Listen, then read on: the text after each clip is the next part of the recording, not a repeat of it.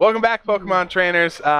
Don't mind us. We are not just a bunch of millennials addicted to our phones. I had to get a good selfie. We have our phones because our friend Jason was nice enough to take a photo of the Top Cut standings for us. So thank you very much, sir.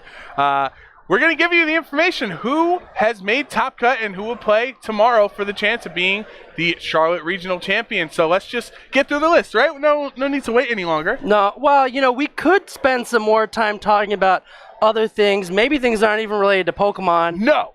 All right, Joe, you killjoy. Give them the list. Twitch chat needs to know. If you say so, I think they could stand to wait. They're a patient bunch. Yeah, right. That's definitely a terminology I'd use. Calm, patient, accepting. That's anyway. We love you out there. First seed is Brian Hume, who we saw on stream. He actually made a tweet about saying that Laurentis went 8-0 at a regional and only had 2 games go to game 3 in the entire round. So congrats to him being the number 1 seed. Number 2 is Nathan Wright, who you were telling me has halfway towards his invite. So this is big. A win could potentially clinch it for him. And a Canadian player, and sometimes they don't have a lot of events up north a lot of the time, and so it's really always great to see them be able to come down and work towards their invite. So I think that's great. Number 3, Wolf Glick.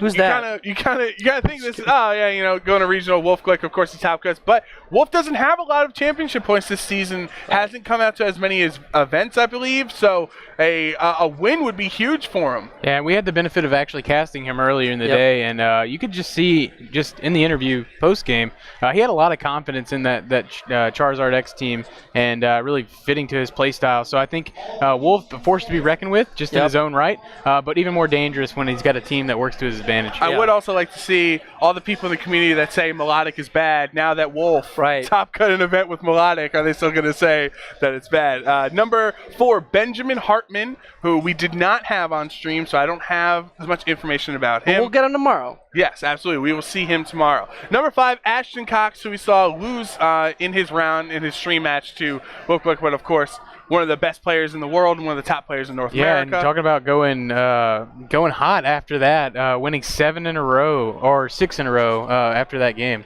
That's pretty big. Number 6, Jacob Swilly, who we just had in round 8, winning his match, which secured him his spot in top 8. This is his second top cut of the VGC 18 format, so congratulations to him. He also top cut in Dallas. That's what it was.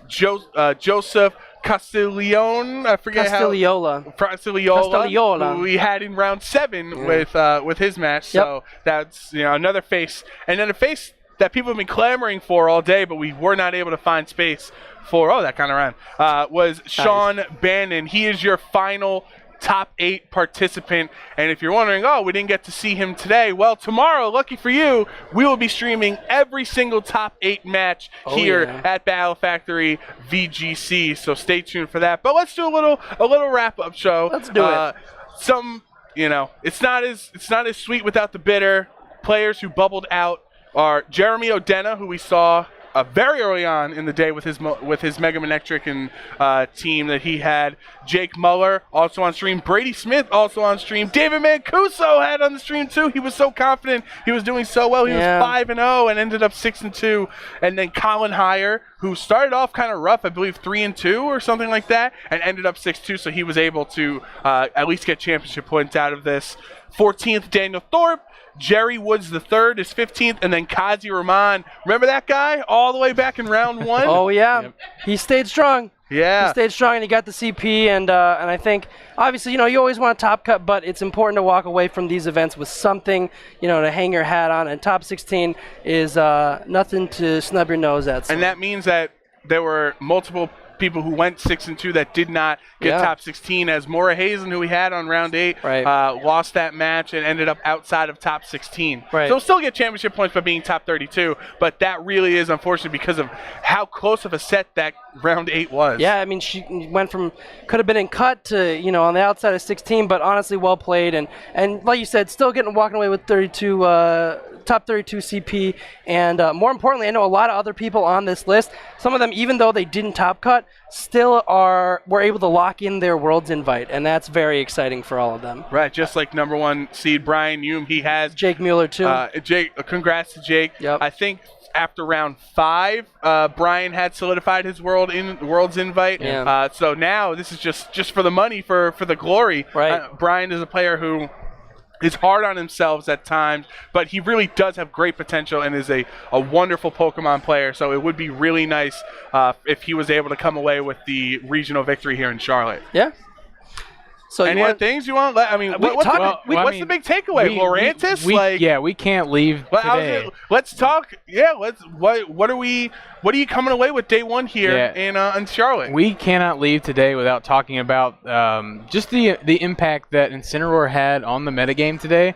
I think we all understood that contrary, competitive, we're all defiant. We're all going to make its way into this tournament. But we were interested to see where did they place. And the fact that somebody went undefeated with Lurantis, I'm at kind of a loss for words. If you were to ask me which one of those was going to make its way into Top Cut, I would have gone with Milotic, but not Lurantis. Which it did. Milotic did make it to Top Cut. It did. And that's what I love about Pokemon is how the meta evolves, where at one point, if I went to my friend and told him, hey, I was thinking of building a team with Lurantis on it, they would have left me on red. And now, Lurantis is the #1 seed, and we saw 3 different Lurantis in 8 rounds here in Charlotte, and that contrary superpower, it's just a fun, it seems like a gimmick, but then when you're not prepared for it and it's knocking out all your Pokemon, it's really threatening. Well, and I think it's also important to note that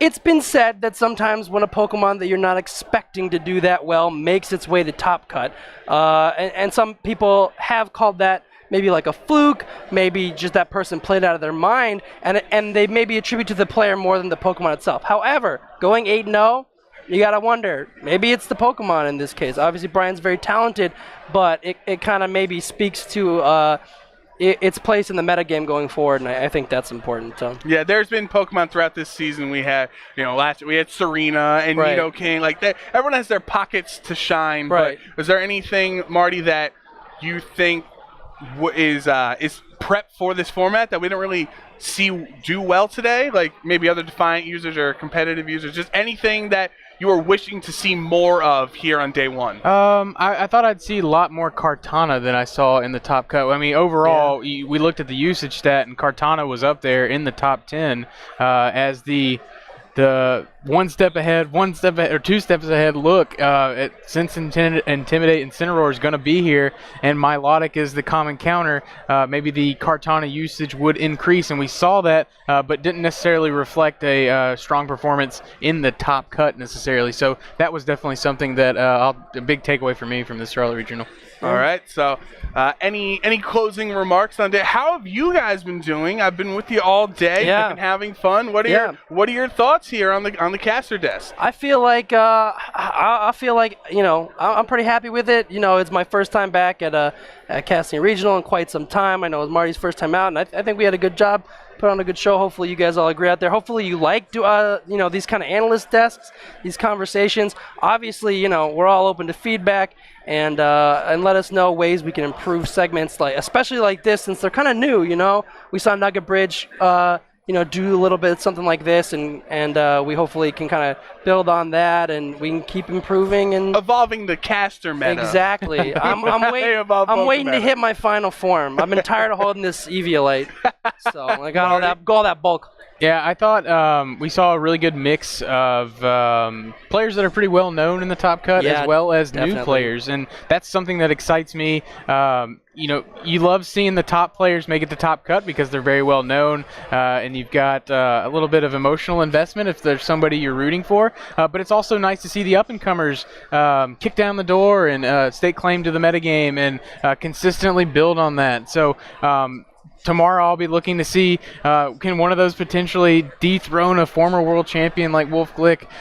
Can they, or will it be someone like an Ashton Cox who has all that experience and that power that he's had in those regional performances to continue to push that to a finals performance? And I'd really like to see if Brian, who finished the day undefeated, can continue that trend with his Lurantis. That's something I'll be eagerly anticipating for tomorrow. Yeah, I think that's definitely true. I mean, we have to remember, even at one point in history, Wolf Glick and Ashton Cox and people of those were also first-time regional top cutters. Yep. So that's just how this game develops. And the more eyes we get on more players within VGC can only be to the benefit of the rest of us. Yeah. So one last question. Yep. Before we head off here for day one and head home and relax and enjoy St. Patrick's Day. In honor of that, shiny Espeon's green. Wow. Is it beautiful or ugly? It's so ugly. Oh my God. Well, okay. Let me qualify Well, you can't say this. it's ugly You can't be so No, definitive. you're right. Okay. Back, no, what are you, a politician crowd? Come on. Yeah, I'm dressed like it. I gotta qualify this. So here's the thing: most green shinies, just hideous, just completely out of place. However, I respect Espeon's committal to how green it is. It is aggressively green. You know, it's not this washed out scissor look. It's not Dragonite with the purple in the background. It is just in your face. Green. This is who I am. I am a green Put it on Espeon. green screen and you wouldn't even see it. Right. It's just the red, the red dot in the middle, and I don't like it, but I respect it. Well, Marty, I want to hear an opinion from someone who's not a flip-flopper. Let me know what you think on Espeon. Oh my God. It's ugly. Get it out of here. Okay. I also, no matter how proud I am of the day of my people with St. Patrick's Day, I also agree. I never want to see a shiny Espeon again for the rest of my life. Please don't ever bring it. So congratulations to our Top Cut players. Thank you so much, Marty and Jason and Tommy and Adam and everyone we have here in our Battle Factory Thank crew. you, Joe. Oh, wow. Thank you. Yeah, I am a politician. I wasn't expecting that, right? Go find some babies to kiss, Jason. Okay. We have a lot of TCG action still going on. Yeah. Remember, there's a lot of players here in Charlotte. The line, when we came in earlier, the line was literally at the entrance, like the gate to register for TCG. So that's how big it is.